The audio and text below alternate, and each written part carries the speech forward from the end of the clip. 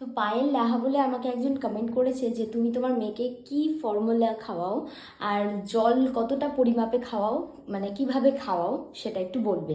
তো দেখো, প্রথমতই বলি যে আমার মেয়ে কিন্তু ওর জন্মের 4 মাস একদমই ব্রেস্ট ফিডিংয়ের ওপর ছিল, অন্য কিছু আর কি দেয়নি ওকে, কোনো রকম ফর্মুলা দেয়নি।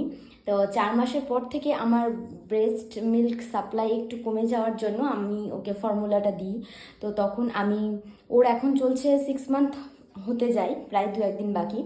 তো এতদিন ছিল ন্যান ওয়ানটা খেত, ন্যান প্রো ওয়ানটা, আর এখন যেহেতু 6 মান্থ তাই আমি ডক্টরের সাথে কনসাল্ট করে ওকে এখন ন্যান প্রো টুটা, এই যে ন্যান প্রো টুটা, এটা ওকে এখন দিচ্ছি। ডক্টরের সাথে কথা বলে কয়েকদিন হলো, 2-3 দিন হলো দেওয়া। আর জলের ব্যাপারটা আসি, জলের ব্যাপারটা দেখো, স্যার বলেছিল জল খাওয়ানোই যায়, কিন্তু জল দিলে কি হবে, বেবির পেটটা ভরে যাবে, সেখানে ও দুধের বদলে জলটা না খেয়ে জলের বদলে দুধটা খেলে পরে কিন্তু ওর পেটে থাকবে, যার জন্য ওকে জলটা কম দিয়ে দুধটাই দেওয়ার চেষ্টা করবেন। তো সেরকমই আমি দুধটা মানে দুধের সঙ্গে জল নিয়ে বসি। ইদানিং বেশ 1 মাস হলো ইদানিং আমি ওকে, ওর 6 মান্থ বললাম তো হতে যায়, 2-1 দিন আছে। তো জলের সঙ্গে দুধের সঙ্গে জলটা নিয়ে বসতাম, 1 চামচ খুব জোর 1 মাস হলো দিতাম। গরম জল, কিন্তু উষুম গরম জল ফুটিয়ে নিয়ে ঠান্ডা করে দেখে দিতে হবে।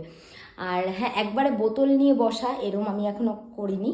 আর হ্যাঁ, যখন সলিড শুরু হবে তখন অবশ্যই কিন্তু জলের বোতল নিয়ে বসতে হবে। 100 থেকে 120 ml মতো কিন্তু জল বেবিকে প্রত্যেকদিন খাওয়ানো দরকার।